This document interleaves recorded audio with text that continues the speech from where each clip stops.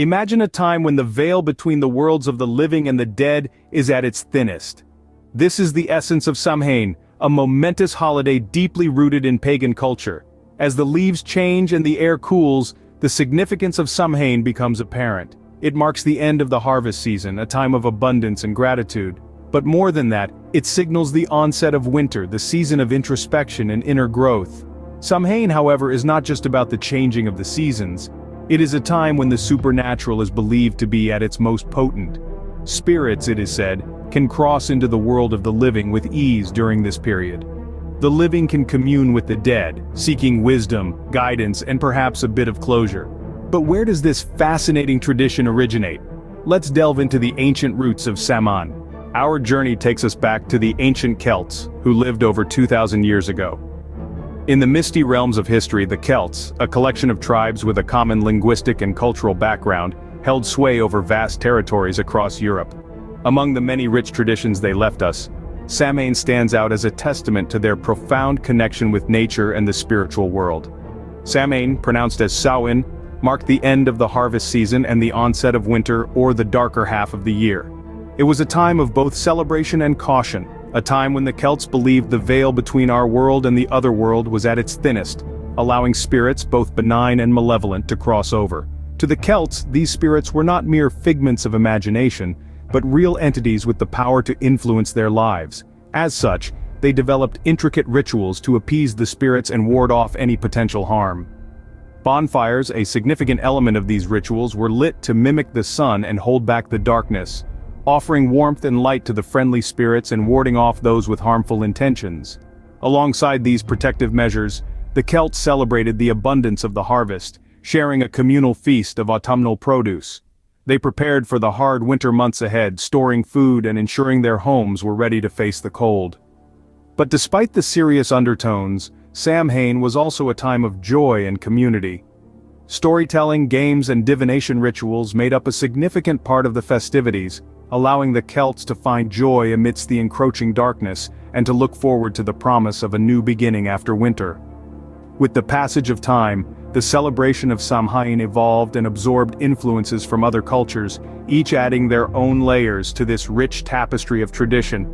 But even as we delve into these later influences, remember that the heart of Samhain remains rooted in the ancient Celtic belief in the intertwining of the natural and supernatural, the tangible and the mysterious, the living and the dead. As the Roman Empire expanded, it brought its own traditions that merged with Samhain. Two of these Roman festivals, Feralia and Pomona, left their mark on the Celtic celebration. Feralia, the day when Romans traditionally commemorated the passing of the dead, echoed the Samhain theme of honoring the deceased. Meanwhile, Pomona, the goddess of fruit and trees, influenced the incorporation of apples into the Samhain festivities. Think bobbing for apples at Halloween parties. As the centuries rolled on, the rise of Christianity began to reshape the old traditions. The Church, aiming to replace pagan festivals with Christian ones, introduced All Saints' Day, also known as All Hallows or Hallowmas. Celebrated on November 1st, it was a time to honor all saints and martyrs. Following on its heels came All Souls' Day on November 2nd, a day for paying respect to the souls of all the departed, not just the saintly ones. This two-day feast of remembrance and prayer was intended to replace the pagan festival of Samhain with Christian observances. In a twist of historical irony, the night before All Hallows, known as All Hallows' Eve and later Halloween, became a time of merriment and mischief. The tradition of dressing up or guising has its roots in the old belief that spirits roamed the earth on Samhain. People wore masks and costumes to disguise themselves from these spirits. Despite attempts to Christianize Samhain, the old traditions proved resilient. The customs of apple bobbing, jack-o'-lanterns, and guising, they all have their roots in Samhain and have survived to the present day. Yes, they've been repackaged into the modern Halloween, but the essence of the old festival still lingers. Despite these changes, the spirit of Samhain remained alive in folklore and tradition. The fear of the dark, the respect for the dead, the celebration of the harvest, these ancient themes continue to echo in our modern world, a testament to the enduring power of our ancestors' beliefs.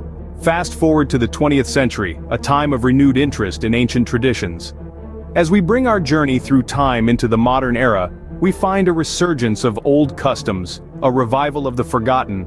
Samhain, lost in the annals of time, begins to re-emerge, finding its place in the hearts of those yearning for a connection to the past. In the midst of this revival, we see the festival of Samhain being rekindled in modern pagan and Wiccan practices. No longer a forgotten Celtic tradition, it's become a vibrant celebration in these communities. It's an event that weaves threads of the ancient world into the fabric of the present, creating a tapestry rich in history and meaning. In these modern interpretations, the core essence of Samhain remains intact. It's still an occasion to honor ancestors, to remember those who've walked this earth before us. It's a time to pay homage to the wisdom of the old, to the lessons learned and the stories told. The veil between the living and the departed is believed to be at its thinnest, allowing for a spiritual communion with those who've passed on. The celebration of the harvest, too, continues to play a significant role. As the wheel of the year turns and the days grow shorter, the fruits of the earth are gathered and stored. It's a time of gratitude for the bounty that nature provides, a moment to appreciate the sustenance that will carry us through the winter months. And speaking of winter, Samhain is also seen as a preparation for the colder season. It's a time to retreat, to turn inward, to reflect. As the natural world begins to slumber, we too slow down, mirroring the rhythms of nature. So you see, despite the passage of centuries, the spirit of Samhain lives on. It's evolved and adapted, yes, but at its core, it remains a celebration of life, death, and rebirth. Today, Samhain continues to be a time of reflection, remembrance, and spiritual connection. A Samhain is more than a historical event, it's a celebration of life, death, and rebirth. A festival that marks not just the end of the harvest season, but also a time when the veil between the living and the dead is at its thinnest. This isn't just a day on the calendar, it's a moment that embodies the cyclical nature of existence, the ebb and flow of life and death, the waxing and waning of the seasons. By now, we've journeyed together through the ancient origins of Samhain, how it began with the Celts as a festival to bid farewell to the bountiful summer and brace for the harsh winter. We've seen how it evolved and adapted under Roman influence and Christianization, transforming from a pagan celebration to a Christian holiday known as All Hallows' Eve, and eventually, Halloween.